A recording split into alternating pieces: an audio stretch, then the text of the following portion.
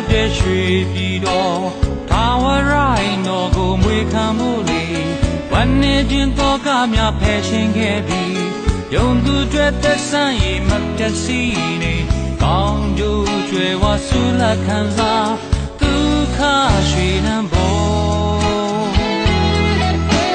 ဘုံကြောင့်ပါလင်း၌ပင်ကျွန်တော်ဝိညာဉ်အစေရှောင်းလန့်ခဲ့တင်ရာတိဆိုတည်တံ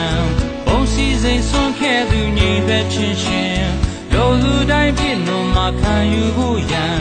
ရဲမှလွန်မြောက်ချစ်ခွင့်ကိုပေးအံွယ်ခဲ့တဲ့ရှင်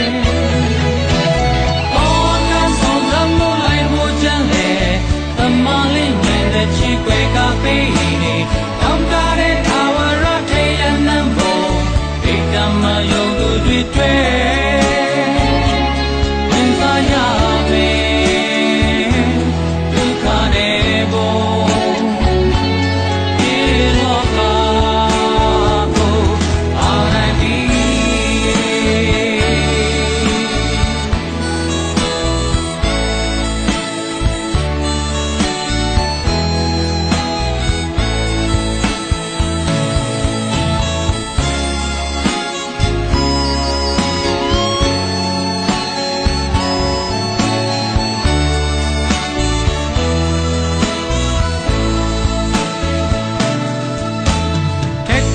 ထွန်းတောက်တဲ့ရွှေပြည်တော်ထာဝရအိမ်တော်ကိုမွေခံမှုလေ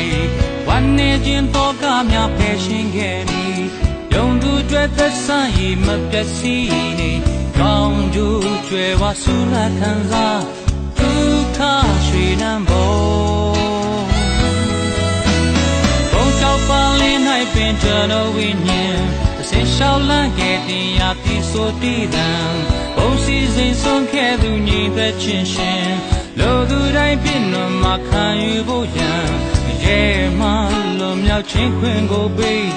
အံွယ်ခဲ့တဲ့ရှင်အော်ကဆုံးလမ်းမို့လိုက်ဖို့ကြံလေတမလေးညီသက်ချင်းခွေကပေးနေတောင်းတတဲ့ထာဝရထေရနံဘောဧကမယုံသူတွေတွေ့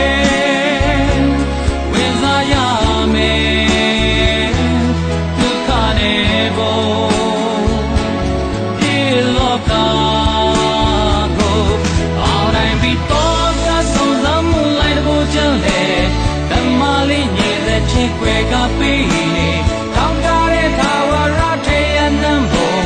ဧကမယုံသူတွေတွေ့ဝင်စားရမယ်ဒုက္ခနဲ့ဘောဒီလောကကိုအောင်နိုင်ပြီဒီလောက